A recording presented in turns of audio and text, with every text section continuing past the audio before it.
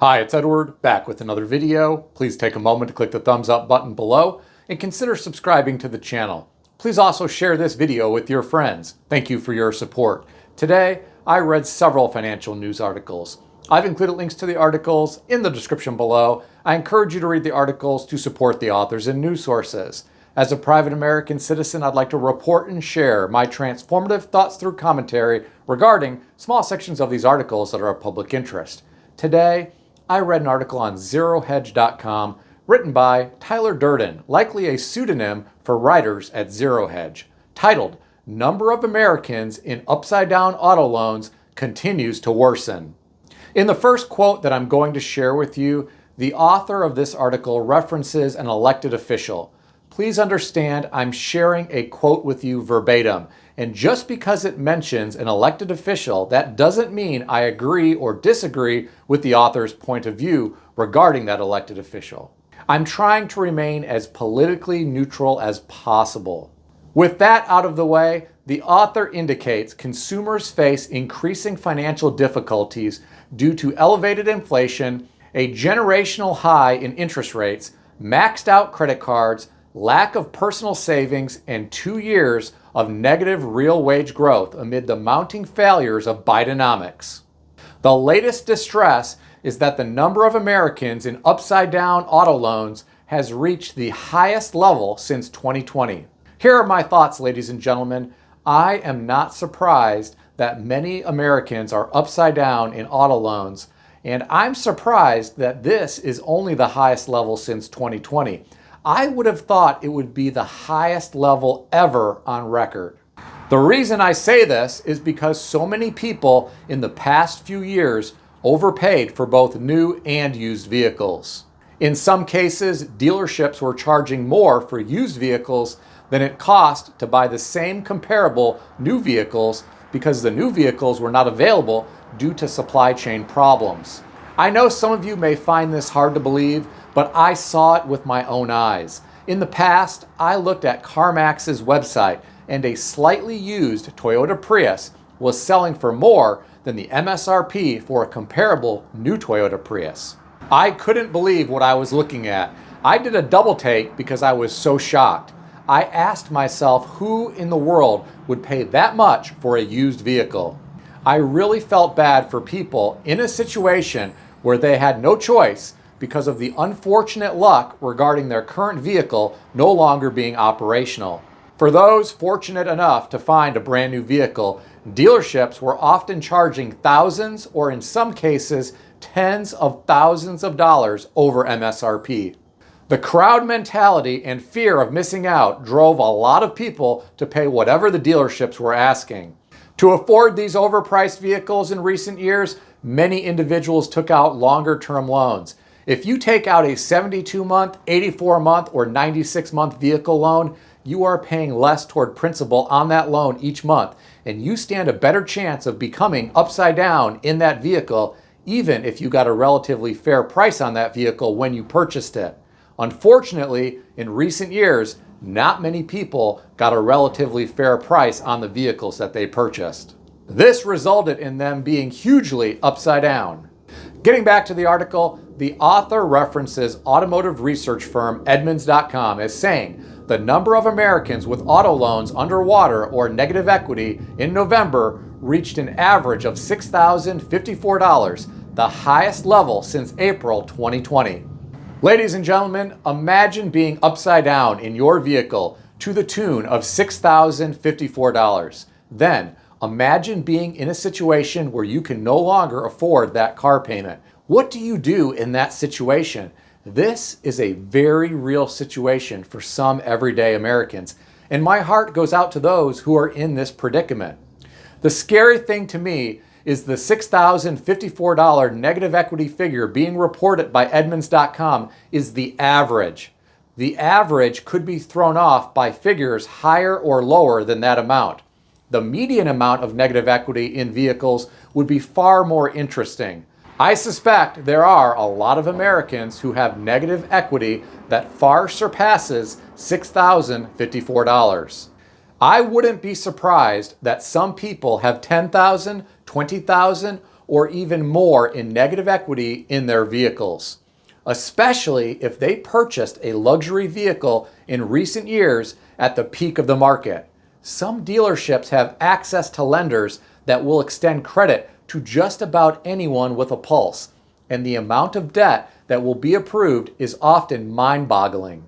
You might wonder, how is this all possible? Well, these automotive loans become part of auto asset-backed securities called auto ABS. These are structured finance securities that are collateralized by vehicle loans and vehicle leases. Does any of this remind you of 2008 and what was going on with the housing market back then? So how will this all end? That's anyone's guess, but I suspect it may not be a good situation if what I am about to share with you accelerates.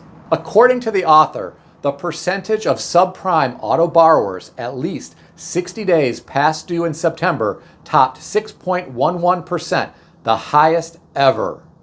Whenever we hear about something being the highest ever, that can't be a good sign, in my opinion.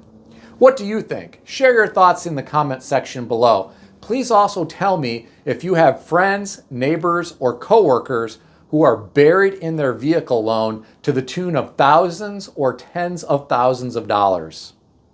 Some of the people who are stuck in their vehicle loans could have a difficult time rolling that negative equity over to a new vehicle loan. I talked to a new franchise dealership manager in the past who told me the finance office had someone who rolled over $15,000 in negative equity from an existing vehicle to a brand new vehicle loan. I was really shocked to hear about this. I doubt this would have happened decades ago at a small community bank. The bank manager probably would have said, heck no. But now we have asset-backed securities, and a lot of people are on the take and motivated to make as much money as possible.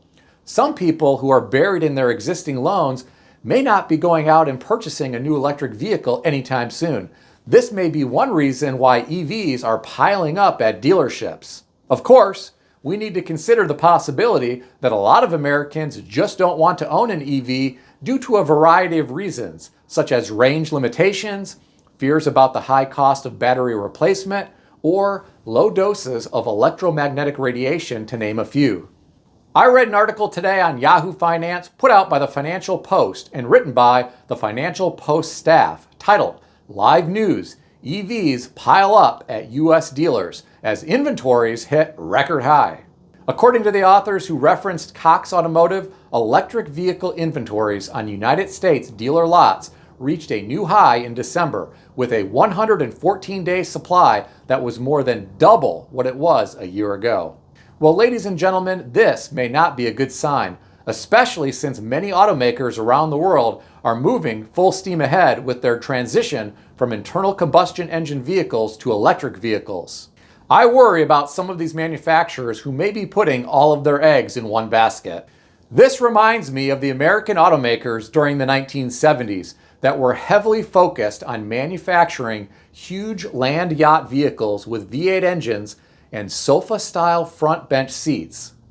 Manufacturers from other countries who were building very reliable smaller vehicles with more fuel-efficient engines were able to appeal to more American buyers and get their footing in the marketplace.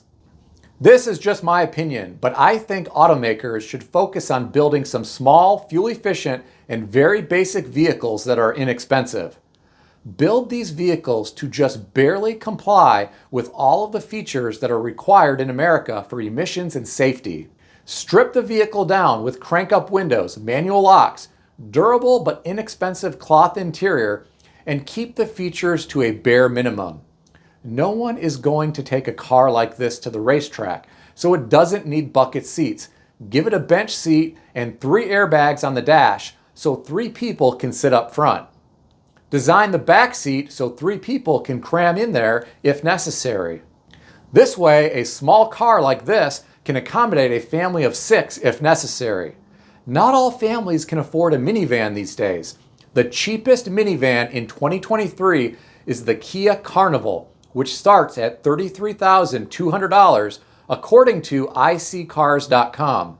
With the type of vehicle that I am suggesting a manufacturer build, I think it should be priced less than the Nissan Versa, which according to Road and Track is the cheapest vehicle in America in 2023.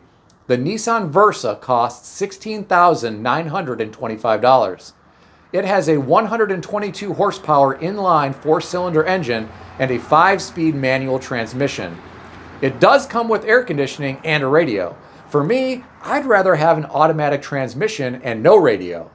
In my opinion, there are a lot of Americans right now who are levered up with far too much debt, and many are barely able to sustain themselves. People like this shouldn't be considering the purchase of a new expensive electric vehicle. They would be better served with a very basic economy car that can seat up to 6. With regard to the vehicle that I am suggesting a manufacturer produce, make sure the car has Toyota quality and not Yugo quality, and make sure it is easily repairable.